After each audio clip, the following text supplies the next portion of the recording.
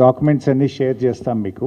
Every document నేను మాట్లాడుతున్నటువంటి ప్రతి కాపీ ప్రతి డాక్యుమెంట్ కూడా మీకు మీ గ్రూప్స్లో షేర్ చేస్తాం.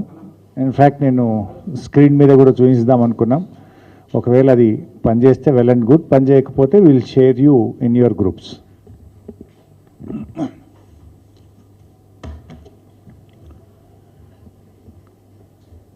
నిన్న రాష్ట్ర ముఖ్యమంత్రి రేవంత్ రెడ్డి గారు మాట్లాడిన మాటలు మీరు రాష్ట్ర ప్రజలందరూ కూడా చూశారు. గత కొంతకాలంగా బనకచెర్లను అడ్డుకోండని మేము మాట్లాడితే బోడగుండుకు మోకాలకు ముడిపెట్టినట్టుగా నిన్న రేవంత్ రెడ్డి గారు మాట్లాడారు. అసలు విషయాన్ని పక్కన పెట్టి సొల్లు వాగుడు వాగారు ముఖ్యమంత్రి గారు. బేసిన్ల గురించి బేసిక్ నాలెడ్జ్ లేకుండా నిన్న రేవంత్ రెడ్డి గారు మాట్లాడారు. ఆయనకు బహుశా బ్యాగుల మీద మంచి నాలెడ్జ్ ఉన్నట్టుంది, కానీ బేసిన్ల మీద ఆయనకు నాలెడ్జ్ లేదు అని నిన్నటి పీపీటీతో స్పష్టమైపోయింది. పీపీటీ పెట్టి మరీ రేవంత్ రెడ్డి గారు, ఉత్తమ్ కుమార్ రెడ్డి గారు తమ అజ్ఞానాన్ని బయటపెట్టుకున్నారు. వాళ్ళు పెట్టుకుంటే పర్వాలేదు, కానీ రాష్ట్రం పరువు పోయింది.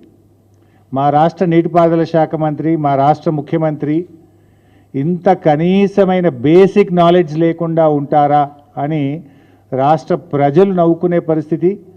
ఈ రాష్ట్ర ముఖ్యమంత్రి ఇంత అజ్ఞానిగా ఉంటాడా అని చెప్పి ఇవాళ దేశం ముందు పరువు పోయే పరిస్థితి వచ్చింది. ఒక ముఖ్యమంత్రి, ఒక ఇరిగేషన్ మంత్రి ఇంత కనీస అవగాహన లేకుండా మాట్లాడడం ఈ రాష్ట్రానికి పట్టినటువంటి దౌర్భాగ్యం. ఈరోజు రేవంత్ రెడ్డి గారు అంతులేనటువంటి అజ్ఞానంతో, మూర్తీభవించిన మూర్ఖత్వంతో నిన్న మాట్లాడారు. విషాదం ఏంటంటే ముఖ్యమంత్రి గారు దేవాదుల ఏ బేసిన్లో ఉందని అడుగుతాడు. దేవాదుల ఏ బేసిన్లో ఉందో ఆయనకు తెలియదు. బనకచెర్ల ఏ బేసిన్లో కడుతున్నారో ఆయనకు తెలియదు.